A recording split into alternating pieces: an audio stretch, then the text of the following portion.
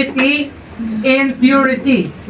No, in the sense of cleansing, or we're talking about the church, no, the group of believers, no, the local church na sinulatan din ni Apostle Paul during those times, no, because the Corinthian church or the church at Corinth, no, nagkaroon sila ng mga maraming problema sa kanilang life, no, church life as a group of believers, no, as Christians.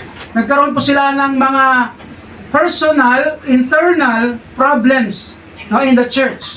So Apostle Paul is trying to help them and rebuke them and correct them of those wrongs, no, in the church.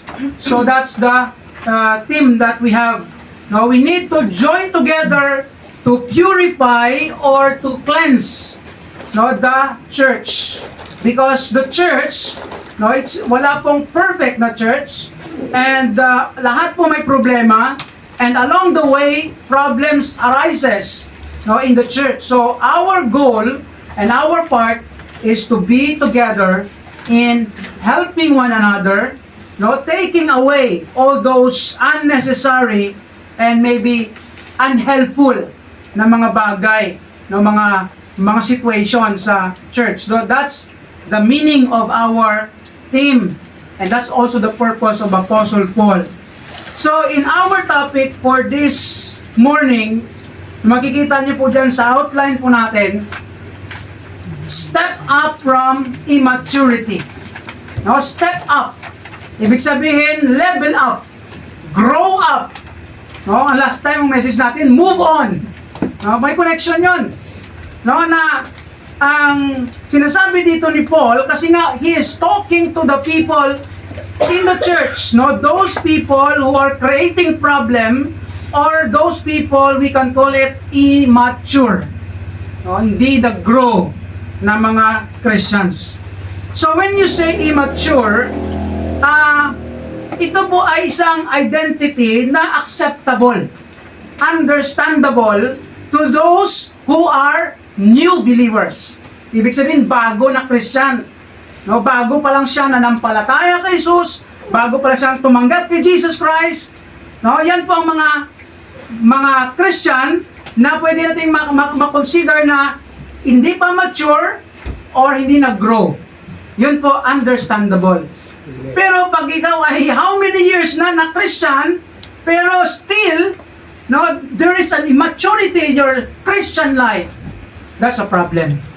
And that must be, no, resolved in our life, especially in the life of the church. So, verses 1 to 10, no, yan po ang ating focus for this message. And the question is, how can we step up from immaturity? Paano tayo mag-grow? Or ano ang mga dapat nating gawin? And Apostle Paul, ito din ang kanyang purpose why he said this passage to them, na sila ay mag-grow sa kanilang immaturity. No, ang kanilang ano ba yung tawag nun? Kung saan pa, parang isip bata. No? Matanda na, pero isip bata pa rin. No? Ayun ang identity po natin sa immaturity. So, ano pong ginawa niya Apostle Paul? So, number 1, makikita po natin dyan yung principle of the confrontation of their immaturity. So, Apostle Paul confronted them sa kanilang pagka-immature. No? Dahil nga sila ay hindi nag-grow, although by the way, hindi po lahat, I believe, no, in that church are immature, or were immature. Kasi kung titingnan po natin, may problema, pero I believe na hindi po sila lahat. Pero may mga certain people, or maybe marami sila, na mga immature in that church. And that's why Paul wrote this to confront them. No, para sila mapahayag o ma-rebuke. No, pag sinabi mong confront, rebuke sila sa kanilang pagka-immature na mga Kristiyano.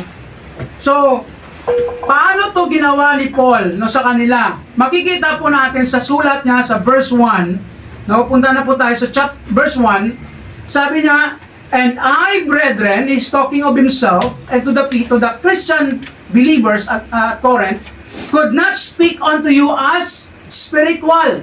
Hindi ako pwede makipag-usap sa iyo, magsabi sa inyo na katulad ng spiritual. Pag sinabi mong spiritual, ibig sabihin, ito sila ang nag-grow sa kanilang spiritual life. Makikita sa kanila ang maturity. Sabi niya, but as unto carnal. That is the key word there. Pag sinabi mong carnal, ibig sabihin, makikita po natin that Apostle Paul, no, he identified them as carnal Christian. When you say carnal, kaya tandaan po natin ito kasi minsan nami-misuse po natin ang word. O maybe nakukulangan, no, lack of understanding, no, ang carnality na sinasabi. Because when you hear the word carnal, yung mga carnal yan, no, that's the term that sometimes na naririnig natin. No, we thought that the people or ang mga carnal na mga Christian, sila po itong mga nag-enjoy sa sa mga kasalanan, no, sa mundo. Yan ang minsan ang identity or nakikita natin o nasasabi natin, no, na carnality. So ang meaning po ng carnal, dalawa po ang meaning niya nito, means fleshly or made of flesh. Ibig sabihin na refer yun sa, it can be physical, yung flesh, no, laman, yun ang another is in Tagalog. So, fleshly or made of flesh. Ang sa Greek niya, makikita nyo dyan, no, sarkinos, and the second is sarkikos. And the meaning of this means dominated by the flesh. No, by the way, sa mga bago pa lang sa, no, dito, mga bisita, or bago ka pala nakarinig ng, ano ba yung mga flesh na yan? Sa Bible kasi, mayroong tinatawag na flesh, hindi lang laman na literal, but the sinful nature. No, ay yung makasalanang ugali na tatawag o na-identify sa Bible na flesh. No, yan ang word din na carnal. This is the stronger sense of carnal, ang flesh. And it describes believers whose actions are controlled by their sinful nature. So yan ang ibig sabihin ng carnal, na ang mga Christian, totoong Kristiyano, nadidriven ng kanilang sinful nature, makasalanang ugali. And that is what Paul mean to them. Na kayo, mga carnal kayo. Ibig sabihin, ang iniisip nyo lang lagi, sarili nyo. Yun ang carnality. So hindi lang po ang pagkakarnal ng isang Kristiyano, ng tao, hindi lang na doon ka sa labas na marami kang ginagawang kalokohan, no, nakasalanan, hindi lang po yan. Even you are in the church, but you are living in yourself, that's carnality. Medyo masakit ang word na carnal. Another word dyan sa mga translation, worldly, makamundo. Yung parang gusto mo ang, nag-enjoy ka lang, sarili mo lang ang iniisip, no, gusto mong ma-enjoy, no, selfishness. No, yan po ang carnality. So, he identified them as carnal Christian. That's how he confronted them. Mahirap yung minsan maging honest, no? Sa tao. Especially tayo na Pilipino, that is our culture. Na, kahit na naharap mo na yan, okay na, sige na. Di ba? Ganun yung culture ng Pilipino. We are not direct, no, confrontational. Alam niyo yung mga Amerikano, talagang sasabihan ka. Kasalanan yung ginagawa mo. Talagang sila, very confrontational sila. Kung ano ang mali, nakikita nila, talagang sabihin nyo directly. Sa atin niya, parilig pa tayo, no? Minsan, pinapadandaan pa kung sa anong mga daanan. Yun minsan ang mga, ang culture natin. But in Apostle Paul, this is a must na kailangan niya to directly confront them of their identity. He addressed them as carnal Christian. And not only that, he identified them as childish Christian. Pag sinabi mong childish, no, ang identity ng childish, matagal ka na pero parang bata ka pa rin. Diba? Katulad sa atin, no? Tanda-tanda mo na, parang isip bata ka pa rin. Yan ang ibig sabihin, childish. Masakit ba? Ano ba yun? Okay ba yun? Parang hindi maganda pakinggan yun, di ba? Ilang taon ka na? 50. Pero isip bata. No?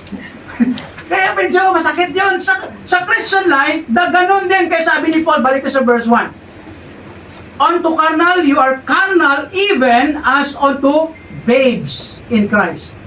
So pag sinabi mong babes, parang baby.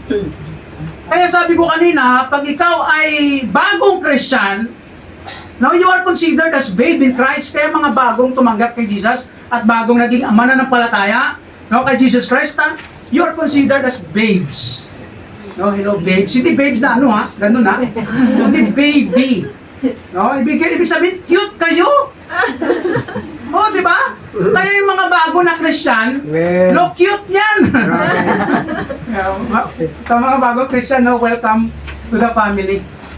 No, cute yan, cute pa yan. Kahit anong gawin mo minsan nagkakamali ang mga bagong Christian. Okay lang yan kasi bago, acceptable, understandable, right? Cute. Pag matagal ka na Christian, no? Ano na yun? Cute. Parang sakit yun ah. Cute. Ibig sabihin, no, hindi na maganda. Tingnan. Kasi nga tagal-tagal na Christian, pero parang batang isip. Isip bata. No, kunting ano lang. Ay, ako na. Tapos ano na? No, walk out. Ano na? I mean, mabilis lang magtampo. Tagal-tagal na Christian. Tampururot pa rin. Sa mga bago, acceptable, understandable yun kasi bago. Pero kapag matagal ka na tayo na Christian, dapat, no, alam mo na kung anong mga ang buhay ng Kristiyano, you know, you can understand it. So Apostle Paul, no, address them or identify them as babes in Christ. No, mga baby. Ilang taon na sila nito ng mga Christian, pero baby pa rin tawag sa kanila. Medyo masakit yon, pero that is the truth. No, in their case. Kaya sa verse 2, sabi ni Paul dito, I have fed you with milk. No? By the way, Pastor, paano yun ba yung milk? Kasi sa Bible, ang Bible kasi nako-consider din na milk actually. Ang Bible ko, sa mga hindi puro nakakalam, marami pong symbols ang Bible. Isa sa mga symbols ng Bible is milk. Parang gatas. Di ba? Yung bata, kailangan niya ng gatas para mag-grow. Ibig ang gatas symbolizes as well as soap, no, na food. No, para hindi ba tawag nito yung digestion kasi ng bata, no, mahina, hindi siya pwede makakain ng mga matitigas. So ginagamit yan na analogy, no, ano tayo na in Tagalog, yung parang halimbawa o paghahambing na ang Bible ay milk.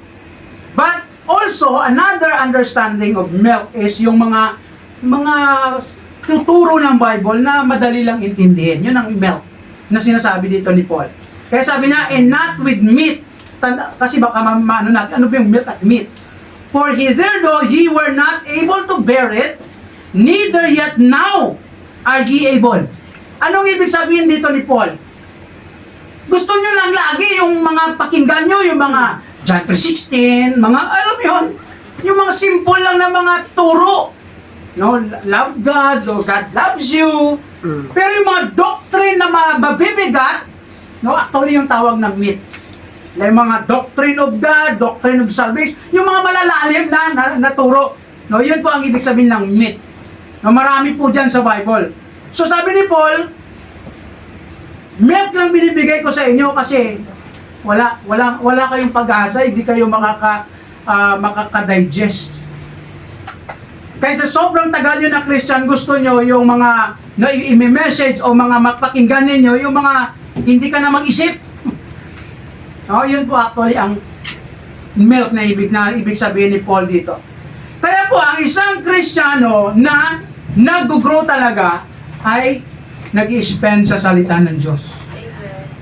And these people, no, they were not growing. Kaya alam niyo po in 1 Peter chapter 2 in connection to the milk, chapter 2 verse 2, sabi dito ni Peter sa mga new believers, as newborn babes, ang word naman na babes, newborn babes, bagong pinanganak, ibig sabihin sa Christian life to, na kayo ay bagong tumanggap na nampalataya kay Jesus Christ, sabi niya, desire the sincere milk of the Word.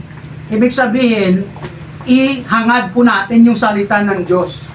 That ye may grow thereby. Kaya ang mga Kristiyano, especially mga bago, dapat nakikinig, nagpapakinig, o ano ba yun? At nagbabasa ng salita ng Diyos. Kasi yun ang sabi ni Peter, na kung ikaw ay nag-i-spend ng salita ng Diyos, nakikinig ka sa salita ng Diyos, mag-grow ka dyan kasi that is like a milk. Kaya po, yan po ang tutulong sa atin na mag-grow. Ang problema, sa sobrang, yung maraming mga Christian na matagal na sa Christian life, pero hindi pa rin nag-grow. Parang mga, ang tawag nila dyan, bonjing. Mga bonjing, mga something, medyo masakit yun at sa physical, medyo hindi na, not to hindi po natin dinidegrade yung mga may problema sa physical na ganyan, but sa spiritual, it is, problematic. That a person, a Christian, that longer Christian, but still a babe or a childish na Christian, problema yan. We need to grow. You need to grow. Kaya po sa Christian life, tandaan po natin, ang mostly ang nag-create ng problema actually sa church. Mostly or sadly, minsan ito pa yung mga matatagal na Kristiyano. Matagal na pero problematic. Ibig sabihin, sila yung mga cause ng problema sa church, and that is sign of immaturity. And this is what happened to them actually. Kaya po, take note from that, first point natin, God does not want us to remain immature in our Christian life. That is why He uses spiritual leaders to help us grow in our Christian life. Therefore, let us listen and learn from our spiritual leaders or pastors. Kaya po ang isang Kristiyano, kailangan makinig. Kailangan mag-learn. Sa mga tinuturo, sinasabi, especially kung yan ang sinasabi ay galing sa Bible. Minsan may mga opinion na mga sinasabi, mga tawag nito, opinion, comments, but sometimes hindi po ganun kabigat ang mga bagay na yan, or pag hindi siya based in the scripture, the principle and the truth, it's hard. Kaya po ang pinaka-priority po natin na mga Christian is yung salita ng Diyos. Makinig tayo, mag-aral tayo through the spiritual leaders na binigay ng Diyos sa atin. And that is, actually we will consider that later. So secondly, not only the confrontation of their immaturity, Paul confronted them. Secondly, the confirmation of their immaturity. Paano na-confirm? Paano nasasabi ni Apostle Paul that they were immature? They're not growing. They were childish. They were problematic. Or they are the cause of problems in the church. Why? Paul said this.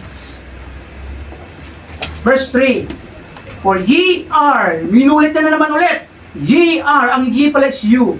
Ye are yet carnal, sabi niya. You are carnal. For whereas there is among you, number one, envying. Nag-iinggitan sila sa isa't isa. Kasi nga yung problema nila, di ba? Mamaya we will consider some verse there. So envying, number one, their problem is why Paul confirmed that they were immature, because they were envying with one another. Ang inggit nandun sa kanila. Actually, minsan na-differentiate yung jealousy at saka envy. Yung jealousy, yung nilagay sa bintana,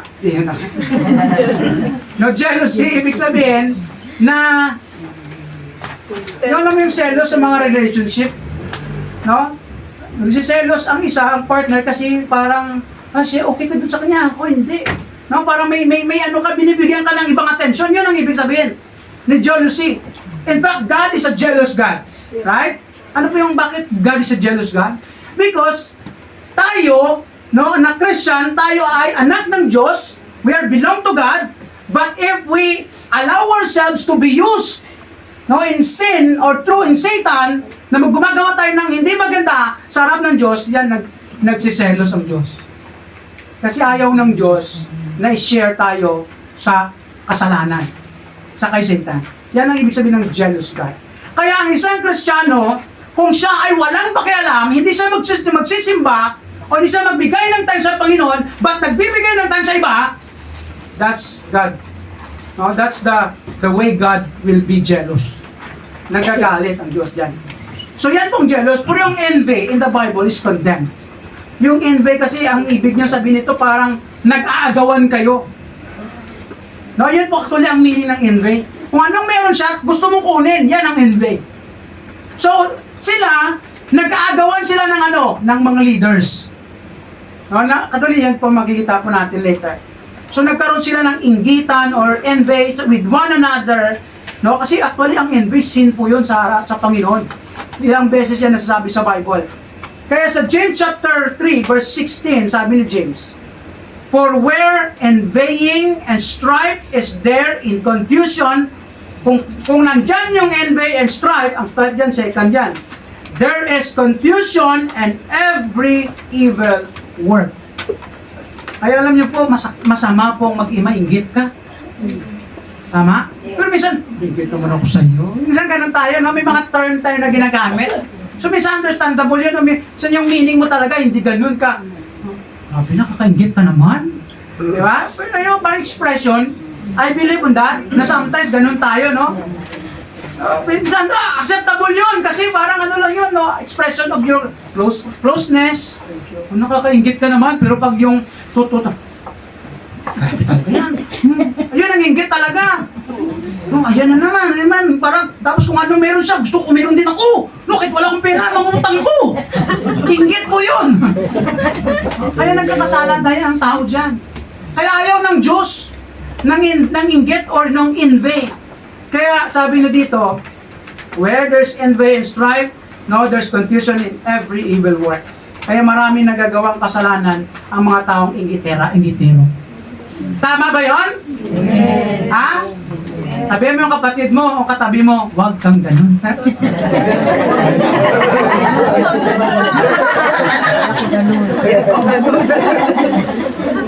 Marami nagagawa ang sabi dito sa verse. And secondly, strife. Strife. Ano po yung strife, Pastor? Yung damit na may guwit-guwit? Hindi ganun. Strife, ang ibig sabihin nun, it refers to selfish rivalry. O, talagang may kang kaaway, kagalit, factional conflict. No, talagang meron kang, patay yan, sila niyan. No, kasi, inis ako dyan, no, kumukulong dugo ko dyan. Lagyan mo ng yelo, para hindi na kumulo. And quarreling driven by pride and jealousy. Yan ang ibig sabihin ng strife. Merong enmity, merong, ayun yung kagalit o galit. Na parang pag nakikita mo siya, parang hindi ka mapakali, parang gusto kong ganyan ba? Gusto kong bumigwas. O gusto kong makabawi. Yan ang ibig sabihin ng strife. Yan ang problema nila sa church doon sa Corinth. Nagkaroon sila ng away sa isa't isa. Nagagawa ng leader, papalakihan ng leader. We will consider that verse later, ang verse 4. So yan po ang problema at immaturity. Kaya po alam niyo po ang normal naman or given naman po sa atin na Christian, sa mga tao na minsan meron tayong away o meron tayong naging away, parang nagkaroon ng conflict ba? No? Misunderstanding maybe, or maybe unintentional o intentional man na nagawang kasalanan o mali. And nag-create ng conflict. That is reality. And if we will not, or we cannot solve it, or we will not solve it, that will become a strife, and that will become a problem, and that will be a sign of immaturity. Do you agree to that? Kaya po sa Christian, normal at part po ng Christian life natin, minsan nagkakasakitan tayo. Minsan, no, may makagawa si pastor ng mali, o may nakagawa ng mali na nasaktan tayo. That's part of life. Pero pag hindi natin yan bigyan ng resolution, or we can say reconciliation and restoration, magiging problema yan. Kaya po sa atin na Christian, ang advice lagi ng Bible, pag tayo ay nagkaroon ng conflict, try natin ang best natin ma-reconcile. Di ba? We need to try to reconcile.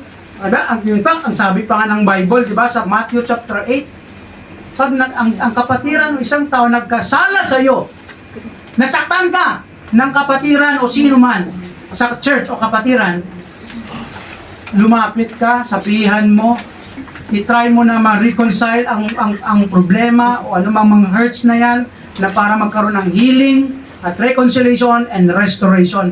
Yan ang advice ng Bible ng Diyos sa atin. Kaya tayo na Christian, pag mayroon tayong ganyan, no, we need to be open. Right? Open tayo sa reconciliation. Ay, di, sarado na talaga, pastor, nakakandado. Ayoko na. Hindi po yan Christianity. And hindi din yan maturity. It might be the sign of immaturity, or it might be the sign that you are not really a Christian. Why? You cannot forgive. Because if you cannot forgive, that's a sign of not being a Christian. Ang totoong Christian marunong at magpatawad, tama po ba? Amen. Kasi ang totoong Christian, kung totoo ka talagang Christian, nakikita mo sarili mo, alam mo sarili mo, na ikaw din pinatawad ng Diyos ng marami at malaki. Kung gaano man yan ang kasalanan, pinatawad ka ng Diyos. Amen. Sino ba tayo na hindi pwede magpatawad din? Right? Amen. Kaya ang totoong Christian marunong magpatawad. Amen. At maggawa ng paraan para magkaroon ng reconciliation. Meron nga mga reality din minsan sa buhay natin na may reconciliation pero hindi umaabot sa restoration. Meron ganun. Ibig sabihin, okay na tayo, I forgive you, you forgive me. Pero yung restoration ng the same relationship, minsan hindi na bumabalik. Tama? Meron ganun. Pero what matters most is you forgive one another. Di ba? That is reconciliation. Ang restoration, kung anong level ng closeness at friendship nyo noon, hindi na mababalik, that is given and reality. So, as Christian, we need to step up from this, envying, strife, and lastly there, na description ni Paul, divisions. Division with one another, nagkahati-hati na sila. Yun ang problema nila doon sa Corinth, sa church ng Corinth. Kaya inulit niya ulit, are ye not carnal? Is a rhetorical question. And walk as men. You are walking like a natural man, or unsaved men, or not Christian men. Yun ang sabi ni Paul sa kanila. Kaya kayo, baka hindi kayo Christian, or namumuhay kayo sa sa buhay na hindi Kristiyano. And kaya sabi sa verse 4. Ano po, bakit sinabi yun? For while one said, isa sa inyo nasasabi, I am of Paul, ang another, I am of Apollos, sabi niya, are ye not carnal? Mga kayo, tawag nito, makamundo, o mga makasalanan namin, gumagawa kayo ng bagay na hindi kaaya sa harap ng Diyos. Kaya alam niyo po, ang carnality, hindi lang po sa labas ng church makikita. Even sa church, sa loob, nagkakaroon din ng ganyang carnality.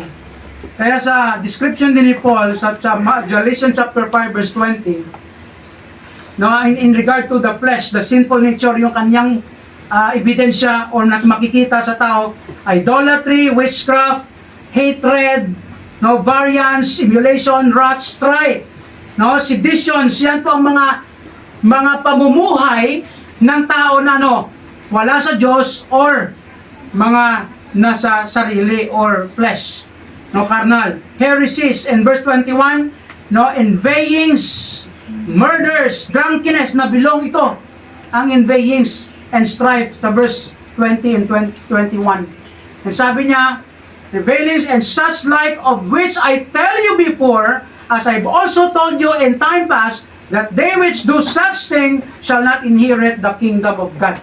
He's telling the church na ang mga taong namumuhay sa ganito, hindi sila makakapunta. Ibig sabihin nun, Paul is giving the evidence of a life without Christ.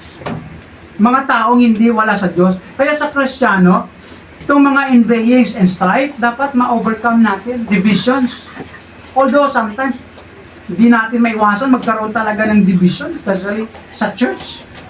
No? Okay lang yung mga grupo minsan na, no, meron kayong mga time na grupo-grupo sa pagkain. Pero as a church, we need to be united. No? Avoid divisions. Actually, favoritism. Yun ang sa problema sa kanila dito. Nagkaroon sila ng favoritism sa leaders. Kaya nagkaroon sila ng factions. And let's go to our note here. Carnality is not only living in sinful and worldly lifestyle, as we can see to those who are not yet Christians, but it includes sinful factions, fighting and favoritism in the leadership of the church. Therefore, we must be careful of personal favoritism toward other Christians or toward church leaders. Ang problema nila, nagkaroon sila ng favoritism, no, sa certain. And yung mga iba, wala yan. Si Paul, hindi yan. Hindi magaling yan. Si Apollos lang akin. Yun ang problema nila. No, naging sila selective, no, sa mga leaders na binigay ng Panginoon sa kanila. And that is wrong, and that is a problem and sign of immaturity. And kaya po tayo na Christian, pag yung nandun po tayo, dito tayo as a church, kailangan we need to try our best, no, to overcome this. Actually, sinful nature yan eh. Kaya minsan meron tayong favoritism, no? I mean, may mga temptation of favoritism. Kaya yung problema yun sa church na nag-create. Kaya we need to step up from this. And finally, the correction of their immaturity. Paano ni Paul na-correct? How did Paul correct their immature mindset towards leadership? Kasi nga nagkaroon sila ng immature na mindset. So paano to ginawa ni Paul? Number one, Paul explained or told them about ministers are given by God. Anong ministers? Ibig sabihin yung pastor, no, leader, missionary, o sino man yung nandyan sa inyo na binigay ng Diyos, binigay yan ng Diyos, galing sa Diyos. Kaya nga nag-aaway sila kung sino lang gusto nila. Hindi, dapat lahat. Kung sino lang dyan. No, huwag tayong maging selective.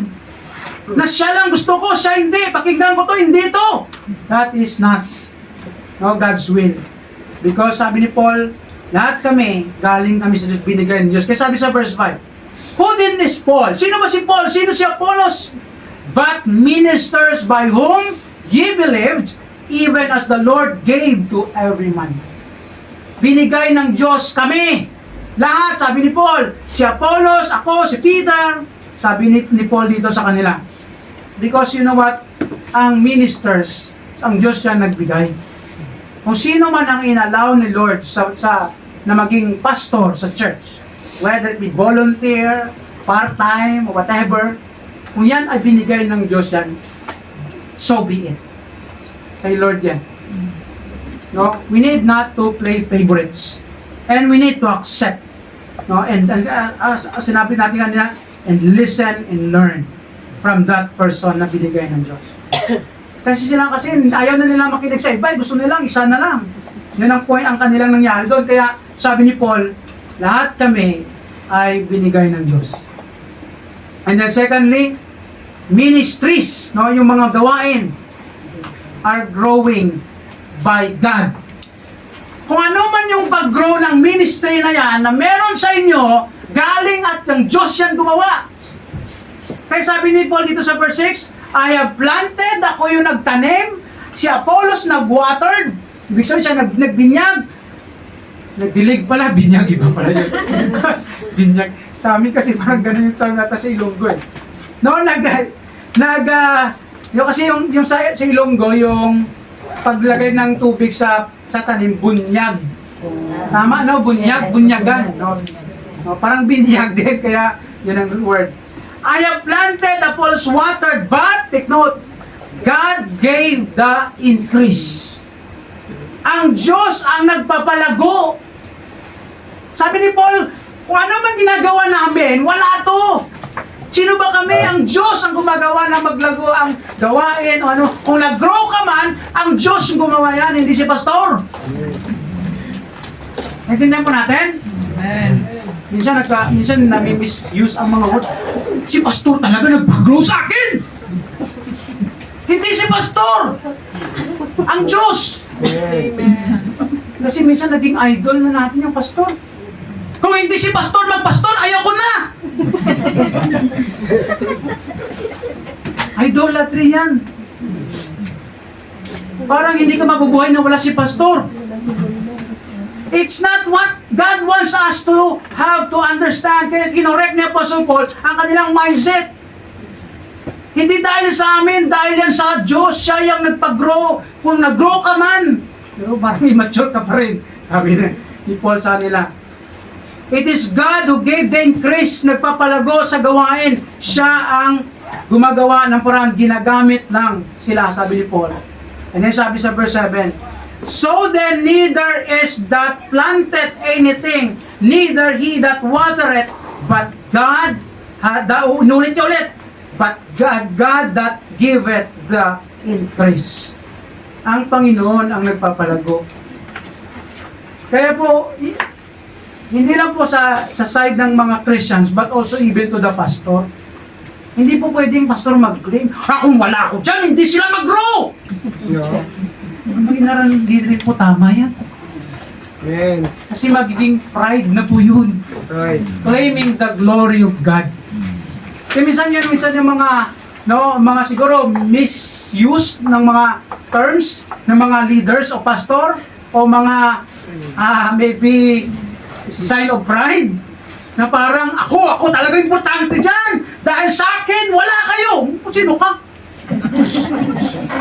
Sa Christian life, walang ganun.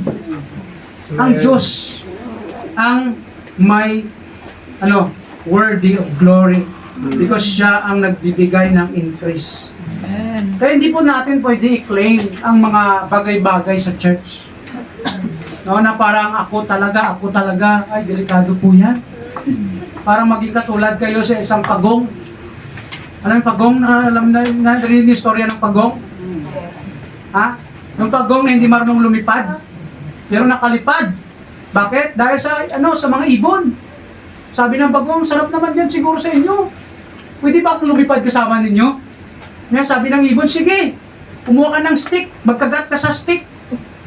Sabi ng pagong, magat ng stick, tapos ang ibon, inawakan yung dalawang stick. Lipad-lipad hanggang sa, kung saan sila pumunta, sarap naman pala. No, nakita niya yung mga kasama niya mga pagong. Tapos parang, sabi ng, ganda naman pala, sarap ng taas-taas mo na. Sabi ng pagong, ako pa! Diba? Dahil sabi, ako to eh. Nagsalita siya ng ako, hindi na nag-vlog siya. Yan ang symbol ng pride. Pag tayo kiniklaim natin yung glory na supposed to be sa Diyos, malalaglag din tayo. And that's how God wants us or doesn't want us to be. It is God who gave the increase. It is God who blesses us. It is God who blesses the church, the ministry. And that's how Paul corrected them. Na ito po ay galing talaga sa Diyos. Sabi sa verse 8, now he that planted and he watered are one. No? Isa lang yung mga ministers, isa lang. And every man shall receive his own reward according to his own labor. Kung ano man yung labor nila, magtatanggap yan ng reward. Actually, specifically sa Diyos, ito na reward. But sometimes nagagamit din ito na principle na ang laborer is worthy to be, mabigyan din ng honor. Na minsan ang mga nagagamit. But the point of Apostle Paul here, it is God who will gives the reward and honor to them, not you. Always remember that, na ang lahat ng mga nangyayari o ibig sabihin, mga blessing maybe, especially sa mga spiritual life natin, sa Diyos yan. Hindi yan sa atin lang. No? Hindi lang sa atin. Because it must be the glory of God will be shown or mabigyan ng pansin. And finally, and ministries are according to to the grace of God. Ang ministry po, depende sa grace ng Diyos na binigay. Kaya sabi ni Paul sa punta mo na verse 9, for we are laborers together with God. No, laborers lang kami, servants lang kami. We are nothing. Ye are God's husbandry, or God's field, and ye are God's building. Analogy po yan ni Paul sa mga Christians. Kayo ay field ng Diyos, and kayo ay building, para ganun yung analogy. And verse 10, according to the grace of God which is given unto me, kung ano mang binigay ng Diyos sa akin, by the grace of Him, as a wise master builder, ang Diyos ang master builder, I have laid the foundation, ako yung nag-start ng church na ito, ng ministry, the foundation, and another build it thereon. But let every man take heed how he buildeth thereupon. Ano pong ibig sabihin ni Paul? Na kung anong meron ako na binigay ng Diyos, yun ang ginagamit ko at ginagawa ko. It speaks of the spiritual gifts. It speaks of the skills o whatever na grace ng Diyos na binigay sa Kanya. Kaya hindi po sila pwedeng mag-away na si Apollos magaling mag-preach, si Paul hindi. Hindi pwede yun. Kasi magkaiba sila ng spiritual gifts. Ganon din sa mga pastor, sa mga, kahit sa inyo sa Christian, magkaibang spiritual gifts natin. Although sometimes may similar, parehas, pero hindi lahat. Hindi lahat parehas yung spiritual gifts. Amen. Kaya hindi po tayo pwede mag-away. Oh, siya kayo, ganyan-ganyan, hindi maganda. Hindi, meron din siya maganda dyan. Kung saan yung spiritual gifts niya. Huwag mong pilitin yung hindi marunong kumanta. Ba, hindi magaling sa music, huwag mong pilitin, masisira lang yung music. O yung gitara. Kasi depende, iba-iba yung mga spiritual gifts. Huwag mong pilitin yung isa na tawag dito, mag-counseling kung hindi naman siya marunong mag-counsel. O mag-preach o mag-teach kung hindi siya marunong mag-teach. Kasi iba ang gifts, spiritual gifts, by the grace of God. Kaya sabi din ni Paul sa Romans chapter 12 verse 6, sabi niya, having then gifts differing according to the grace that is given to us. Magkaiba po ang mga gifts. Pastor, ng spiritual gifts, marami pong spiritual gifts sa Bible. May classification po yan, 3. Speaking gifts, mga gifts na magaling magsalita, like for preaching, teaching, counseling, encouragement, yun ang mga gifts of speaking. And meron din serving gifts. Meron ang serving gifts, yung mga hospitality, serving gifts yan. Mga magaling tawag nito, ano sa Tagalog yung hospitality? Magaling amuma. Ay, lunggo pala yan. Asikaso. Yun ang hospitality. May mga tao talagang magaling mag-asikaso. Pag may bisip, wait, welcome. Kamusta ka na? Sige po ka. Pusan na. Yun ang hospitality, gift of. Sa mga usher yan. Tapos smiling, accommodating, ganun. Pag wala kang gift of hospitality, huwag mong pilitin. Because baka masira lang.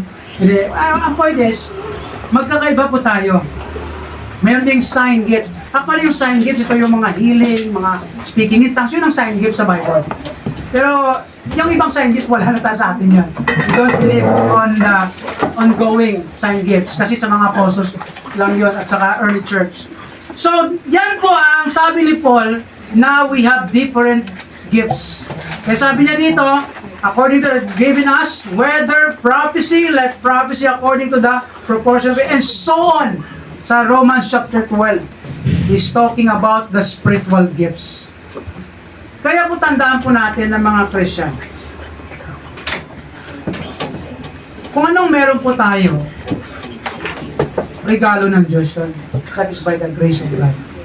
Kami ng mga pastor, kung ano man mga bagay na binigay ng Diyos na parang we can say, siguro magaling si pastor sa ganyan dyan, no? Kasi God's gift po yun. Meron talagang tao na gifted spiritually na binigay ng Diyos sa preaching, sa teaching, no? Kung anong mga serving dyan. No? May mga gift of evangelism, talaga magaling mag-share ng gospel kasi may gift. So yan sila ang mga nagmi-minister. Kaya si Paul sabi niya, tandaan nyo na hindi pare-parehas yung gift ng pastor. Kaya wag po, hindi po maganda yung comparison sa mga pastor, ha? Tandaan po natin. Buti pa si pastor noon kasi ganito siya, ganito. Ikaw pastor, wala talaga. Huwag naman ganon. No, makaiba yung spiritual gifts ni pastor. Kaya we need to understand that so that ma-avoid natin ang conflict, favoritism, division, strife sa gawain. Yun ang correction ni Apostle Paul sa kanila. And it must be ours as a church and as Christians in this church. Yun po ang goal natin. God does not want us to have immature mindset. No, immature mindset toward ministers and ministries because it will create divisions and distractions in the ministry or church. Kaya nasisira yung mga ministry minsan, no, dahil sa immature mindset. Therefore, let us consider the differences of pastors and their spiritual gifts. In addition, our differences as well in the ministries. Kaya tayo magkakaiba din tayo kung ano yung mga merong... Alam niyo pa, pastor, paano ko malaman na may spiritual gifts ako, pastor? Kung masaya ka na ginagawa mo yan. Amen. Spiritual gifts yan. Masaya ka na mag-counsel. Kapatid, talaga, ganito. Sige lang, kapatid. Yan ang gift mo. Tapos yung tao na bibless. Sige po, sister. Thank you, sister, ha. Na-encourage ako. Spiritual gifts mo yan. Pero pag hindi siya nabibless, hindi mo spiritual gifts mo yan. Minsan nabibless, blessed ka. Baliktad. No, kaya minsan huwag natin pilitin. No? Minsan may mga tao na pagpilit na mag-advise, puro mali-mali ang advice. Instead na may encourage, na-discourage lang. No? Kaya hindi spiritual gifts. So baka nandun ka sa serving, anong serving doon? Basta manahimik ka lang doon. Gumawa ka lang no, kung anong gawin mo doon. Tahimik. Kasi wala ka sa speaking gifts. Kaya pag wala sa speaking gifts, mas maganda man tumahimik. No, sa serving gifts ka doon. Magluto, maglinis, no, tawag nito, magpakain, no? Make them comfortable. Yun ang ano doon, yun ang gift, serving gift. Pero we're not saying na parang dinidegrade. No, we are one. No, different gifts, no, different function, and that's why we need to be one and united, especially in the ministry. We need each other. Kung walang mga dito, gift of hospitality, siguro walang bisitang babalik. Amen. Diba? At kayo siguro baka umalis na rin. Diba? Kailangan natin yan. We need one another. No, we need to be united in this kind of matters. Are you growing in your Christian life? Or stagnating? Do you grow? How long have you been a Christian? Where are you now in your Christian growth as longer Christian? Saan ka na ngayon sa level of your growth? Kung bago ka pala na Christian, you're a baby, you're cute. Pero pag matagal ka na Christian, baby ka pa rin, hindi ka na cute. No? Step up. Grow from it. Amen. Are there immaturity in your Christian life that need to step up? Meron bang merong immaturity sa atin? Alam niyo yung pagkatampururot, immaturity yun. Tama? Kaya we need to step up. Minsan masaktan ka naman siguro, pero sige lang. You make it right or make it reconcile. No, settle it. That's maturity. Pero pag ayaw mo na, hindi mature ka. Or maybe, you're not really a Christian kasi it's hard. And how do you see your spiritual minister and ministry in the church? How do you see the ministry in the ministry? Paano mo tinitingnan at paano mo tinitreat? You will know by your life. May God bless us and may God help us to grow from our spiritual immaturity if there is. Let us pray.